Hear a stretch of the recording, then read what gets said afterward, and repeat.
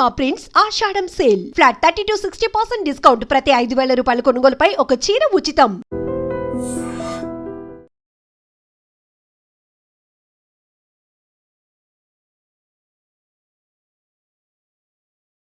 స్నేహితురాలు కదా అని నమ్మింది, కానీ అడ్డంగా మోసపోయింది. తరచూ ఇంటికి వస్తున్న స్నేహితురాలపై తను కూడా ఇష్టం పెంచుకుంది, ప్రేమ పెంచుకుంది. ఇంటి విషయాలే కాదు, కష్టం సుఖం మాట్లాడుకుంటున్నాం కదా, సర్లే తరచూ తను వస్తూ ఉంది కదా, తనపై ఒక నమ్మకాన్ని బిల్డ్ చేసుకుంది. కానీ దాన్నే వాడుకోవాలని చూసినటువంటి ఆ స్నేహితురాలు తన ఫ్రెండ్ అని కూడా చూడకుండా ఆ స్నేహితురాలి ఇంటిలోనే దొంగతనం చేయాలనే దుర్బుద్ధి పుట్టింది. ఏకంగా 20 తులాల బంగారు నగలు దోచేసింది. సుజాత నగర్లో, పెందుర్తి సుజాత నగర్లో ఉంటున్న మాజీ నేవీ ఉద్యోగి భార్య, చిన్నముషిడివాడలో ఉంటున్నటువంటి నేవీ ఉద్యోగి భార్య, ఇద్దరు ఫ్రెండ్స్, స్నేహితులు. తరచుగా ఈ సుజాత నగర్లో ఉంటున్నటువంటి మహిళ ఇంటికి ఈ చిన్నముషిడివాడకు చెందినటువంటి నేవీ ఉద్యోగి భార్య వస్తూ ఉంటుంది. సరే, ఇద్దరి మధ్య ఫ్రెండ్షిప్ బాగా పెరిగింది. అవి మాట్లాడుకోవడం, ఇవి మాట్లాడుకోవడం, ఇంటి విషయాలు చెప్పుకోవడం, కష్ట సుఖాలు పంచుకోవడం, ఇదంతా మనం చేస్తూనే ఉంటాం. అయితే ఈ నేపథ్యంలోనే ఇంకాస్త స్టెప్ ఏంటంటే వ్యక్తిగత విషయాలు కూడా షేర్ చేసుకోవడం అలవాటు అయిపోయింది. సో మొత్తం నమ్ముతున్నాను తన్ని అనుకుంది, కానీ నమ్మక ద్రోహం చేసే మహిళ అని మాత్రం తను ఎక్స్పెక్ట్ చేయలేకపోయింది. అయితే తన ఇంట్లో ఒక్కసారిగా బీరువా తెరిచి చూసేటప్పటికి తను 20 తులాల బంగారు నగలు మాయమయ్యాయి. ఇమీడియట్గా ఈ మహిళ పెందుర్తి పోలీసులకు ఫిర్యాదు చేసింది. అయితే 3 దొంగతనం కేసులు ఛేదించినటువంటి పోలీసులు నిన్న ప్రెస్ మీట్ కూడా పెట్టి ఈ కేసు డీటెయిల్స్ చెప్పారు. అందులో ఈ సుజాత నగర్లో ఉంటున్నటువంటి మాజీ నేవీ ఉద్యోగి భార్య ఇంట్లో దొంగతనం చేసింది తన ఫ్రెండ్. ఆమె కూడా నేవీ ఉద్యోగి భార్య అని తెలిసిన తర్వాత ఆమెనైతే అదుపులోనికి తీసుకున్నారు. 20 తులాల బంగారు నగలు ఆమె ఎలా కాజేసిందంటే, రెగ్యులర్గా ఈమె ఇంటికి ఆమె వస్తూ ఉండేది. అయితే ఇంట్లో ఎక్కడ ఏం దాస్తాం, మనం ఏం కొనుక్కున్నాం, ఏ అకేషన్లో ఏ వస్తువు కొనుక్కోవాల్సి వచ్చింది, లేకపోతే మనకి అమ్మ నాన్న ఏమైనా గిఫ్ట్గా ఏమైనా ఇచ్చారా, ఇలాంటివి కూడా షేర్ చేసుకోవడం జనరల్గా లేడీస్ మధ్య జరిగే డిస్కషన్స్ ఇవన్నీ. లేకపోతే మా హస్బెండ్ ఈ అకేషన్కి ఈ గోల్డ్ కొన్నారు, ఇలా చెప్పుకుంటూ ఉంటాం. సరే, అయితే నా ఫ్రెండ్ ఇంట్లో బాగానే బంగారం ఉంది, ఓ 20 తులాల వరకు ఉంది. తిన్ని అలాగ మనం ఏంటంటే ఒక లైన్లోనికి తీసుకొచ్చి ఒక ఫ్రెండ్షిప్ని బాగా బిల్డ్ చేసుకొని ఇంట్లో పరిస్థితులన్నీ మనం ఒక పట్టు సాధించిన తర్వాత అవి కాజేయాలనే ఒక దుర్బుద్ధి ఈ మహిళలో పుట్టింది. ఏకంగా స్నేహం అనే ఒక ముసుగులో దొంగతనానికి తెగబడిందని చెప్పొచ్చు. సో ఇప్పుడు ఈ కేసు ఒకటైతే, ఇంకొకటి ఆటోలో 50,000 దొంగతనం చేసినటువంటి ఒక వ్యక్తిని మరొక ప్రాంతంలో పెందుర్తి పోలీస్ స్టేషన్ లిమిట్లోనే బైక్ దొంగతనం చేసినటువంటి మరొక ఇద్దరిని కూడా పెందుర్తి పోలీసులు అరెస్ట్ చేశారు.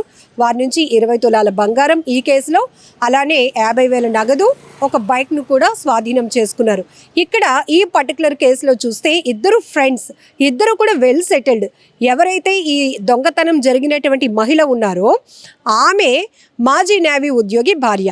దొంగతనం చేసినటువంటి ఈ స్నేహితురాలు ముసుగులో, స్నేహం ముసుగులో దొంగతనం చేసిన ఆమె కూడా ఒక నేవీ ఉద్యోగి భార్య. అంటే నేవీలో ఉద్యోగం అంటే కొంత సెటిల్గానే ఉంటారు, ఒక మంచి డిసిప్లిన్ కూడా ఉండాలి. కానీ ఇక్కడ తను పరిచయం పెంచుకుంటున్నాను అనుకుంటూనే ఒక పన్నాగం పండింది, దొంగతనం చేయాలనేటటువంటి ఆలోచన, దుర్బుద్ధి.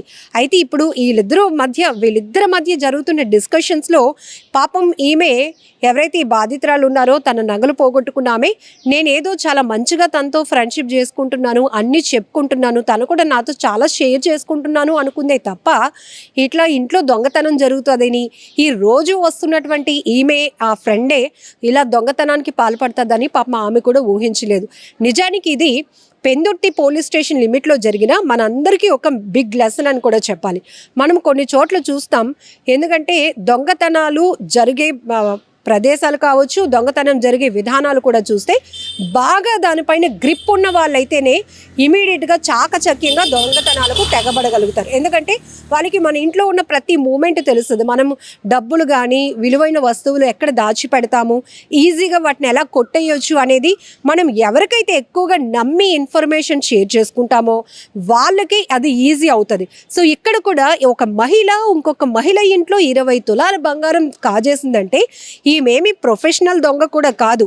కానీ అక్కడ కేవలం స్నేహం ముసుగులో ఆమె అంత ఫ్రెండ్షిప్తో అంత నమ్మకాన్ని బిల్డ్ చేసుకుంది కాబట్టి, అంత చొరవ తీసుకుంది కాబట్టి, వాళ్ళు లేని టైంలో ఇంట్లో ఉన్న బీరువాలో దాచిపెట్టున్న 20 తులాల నగలను దోచుకెళ్ళింది.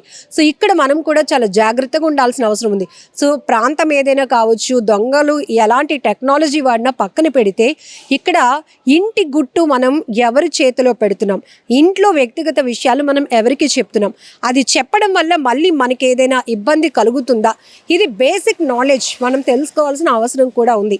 కొన్ని చోట్ల కుటుంబ సభ్యులే ఒకరికి తెలియకుండా ఒకరు వస్తువుల్ని కాజేయటం కానీ ఇలాంటివి మనం చూస్తూ ఉంటాం. అది పోలీసుల వరకు వెళ్ళినాక ఎంక్వైరీ చేసిన తర్వాత అప్పుడు తెలుస్తూ ఉంటుంది.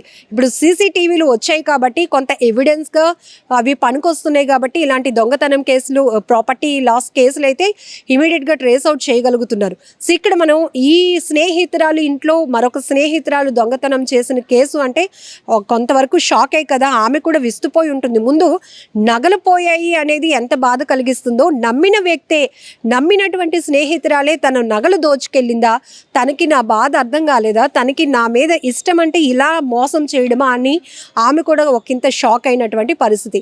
సో ఈ కేసు నుంచి కూడా మనం నాలెడ్జ్ పెంచుకోవాలి. కొన్ని షేర్ చేసుకునేవి ఉంటాయి, కొన్ని మాత్రం అస్సలు షేర్ చేసుకోకూడదు. అంటే ఈ కేసు ఒక బిగ్ ఎగ్జాంపుల్ అని చెప్పొచ్చు. ఎందుకంటే ఎవరైనా మన డెవలప్మెంట్ చూసి మనల్ని అప్రిషియేట్ చేస్తారన్నది పక్కన పెడితే, మన అభివృద్ధి చూసి కొంతమందికి కళ్ళు కుట్టుకోవడం అని పెద్దవాళ్ళు చెప్తూ ఉంటారు కదా, ప్రతి దానికి ఒక లిమిట్ అంటూ ఉండాలి అని చెప్పి.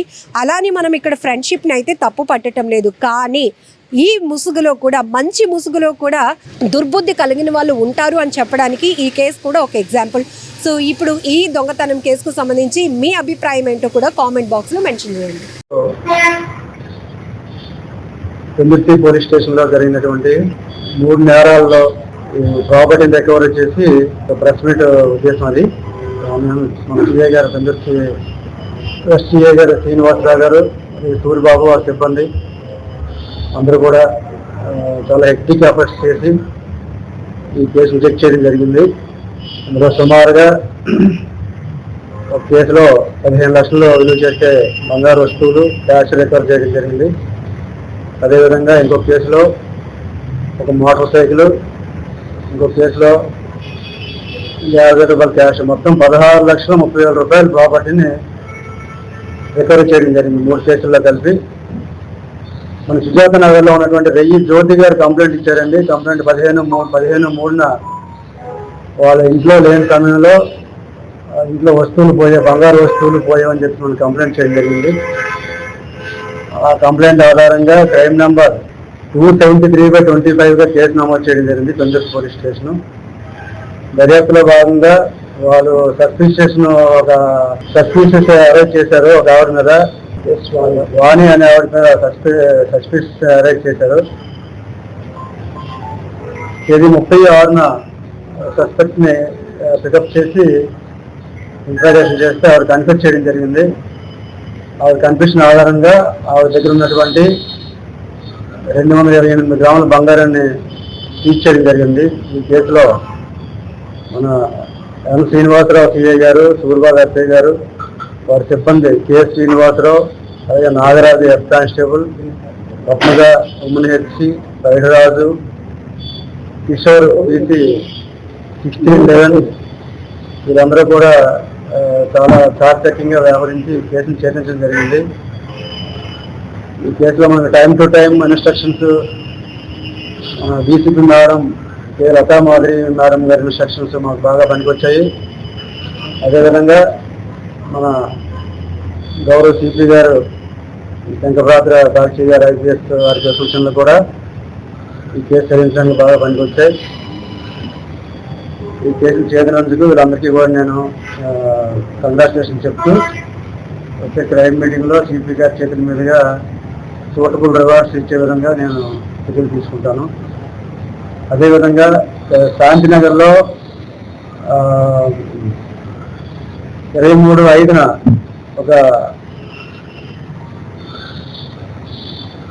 ఫిర్యాదైనటువంటి జయేశ్వరి ఆటోలో ప్రయాణిస్తుండగా ఆటో హ్యాండ్ జిప్ ఓపెన్ చేసేసి అన్నోన్ అఫెండర్స్ బ్యాగ్లో ఉన్నటువంటి 50,000 రూపాయలు దొంగలించడం జరిగింది.